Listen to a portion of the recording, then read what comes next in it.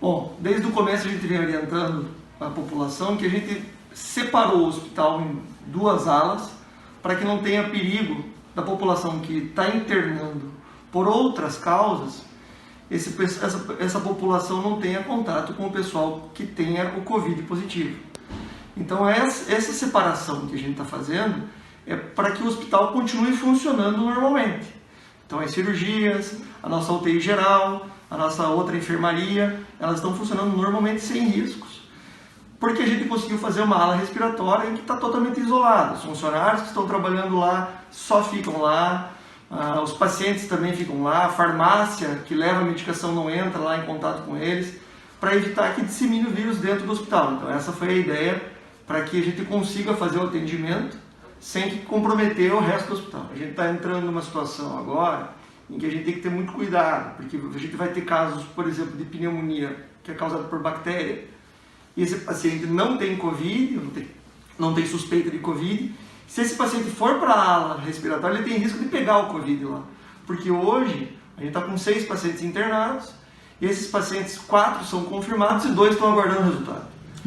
Entendeu? Então, eu não posso correr o risco de colocar um paciente lá que não tenha pelo menos uma suspeita e que esse paciente seja contaminado. E mesmo lá dentro da ala respiratória, a gente está separando os pacientes que já são Covid positivo dos suspeitos. Porque como ele está esperando o resultado, ele não tem uma confirmação, então ele pode ser que seja negativo. Então esse paciente está isolado do que é Covid positivo. A partir do momento que ele começa a ficar muito dependente de oxigênio ou que ele necessita de ventilação mecânica do respirador, aí a gente tem encaminhado esses pacientes para referência enquanto as nossas referências têm vaga. A nossa preocupação é que, do jeito que as coisas estão indo, a gente não pode pensar só em Medianeira. Toda a região oeste está mandando para Foz do Iguaçu. Então a gente sabe que as vagas em Foz do Iguaçu estão diminuindo muito e a gente tem medo que chegue a um ponto em que não tenha mais vaga e aí a gente vai ter que assumir esses pacientes.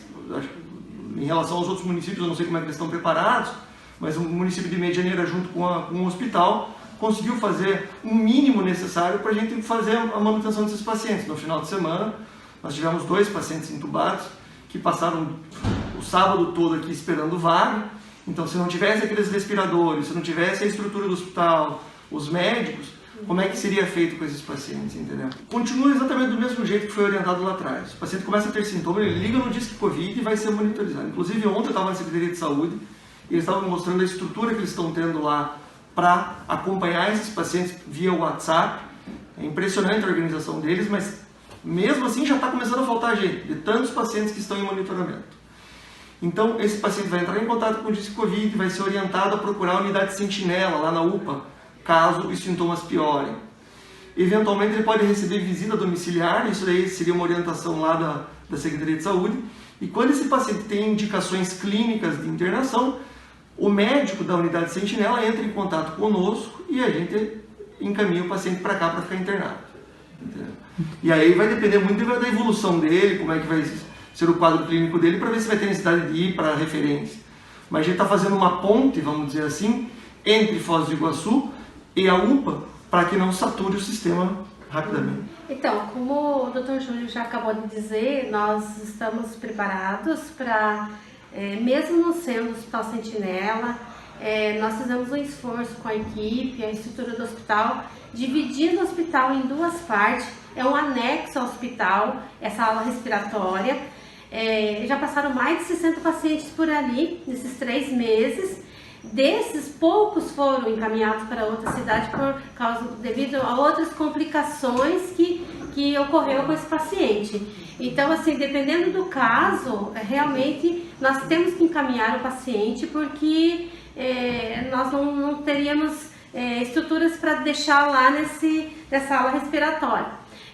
Falando da outra UTI, porque a outra UTI, como o Dr. Júlio falou, tá as outras patologias. Então não tem como a gente misturar os pacientes.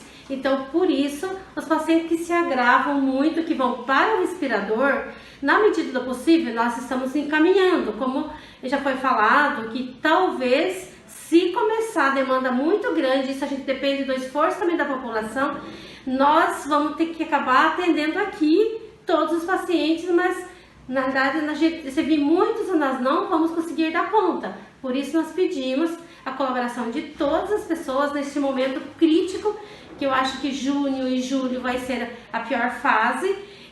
Nós temos uma equipe, médicos bons, enfermeiras, a estrutura do hospital, medicação, e nós temos condições de atender, porém a população tem que nos ajudar, evitando que chegue todo mundo ao mesmo tempo. Então realmente alguns pacientes foram encaminhados e muitos, a maioria ficou aqui, né, doutor Júlio? A maioria ficou, sendo que muitos já ganharam alta, que eu nem me lembro quantos que já ganharam alta que eram Covid positivo, ficaram aqui, inclusive domingo teve uma de alta e ontem, na segunda-feira, a outra paciente recebeu alta de Covid positivo e que está super bem. Então, a nossa equipe é muito boa, médicos são competentes, nós estamos dando um apoio, mesmo não sendo Hospital Sentinela. São 6 pacientes internados, 2 deles precisando de oxigênio, mas sem necessidade de ventilação mecânica, sem necessidade de intubação. Então, e aí, em termos de porcentagem, nesse momento a gente está com 40% das nossas vagas ocupadas. Então, é uma situação relativamente tranquila, mas que a gente tem medo que isso piore, né?